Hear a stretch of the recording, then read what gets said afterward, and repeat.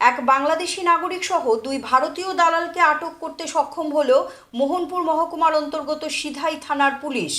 কর্তব্যরত এক পুলিশ আধিকারিক সংবাদ মাধ্যমকে জানান, গোপন সূত্রে তাদের কাছে খবর আসে যে স্থানীয় গোপালনগর এলাকায় অবৈধভাবে এক বাংলাদেশি নাগরিক এসেছে। এই খবরের ভিত্তিতে তারা এলাকায় অভিযান চালালে রশিদ মিয়া নামে এক বাংলাদেশি যুবককে আটক করতে সক্ষম হন।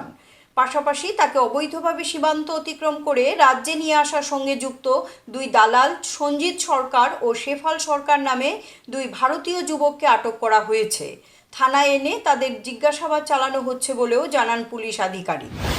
আজকে দুপুরে আমি মোবাইল ডিউটিতে ছিলাম, তখন এলাকার পাবলিক থেকে খবর আসে যে গোপালনগর এলাকাতে একজন বাংলাদেশি আমরা ইন্ডিয়ার কয়েকজন লোক মিলে পার করিয়া আনিতেছে।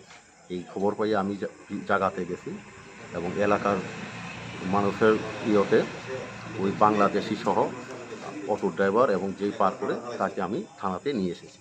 বাংলাদেশি নাগরিক একজন আর দুইজন Indian. Siri TV, channel for news and entertainment.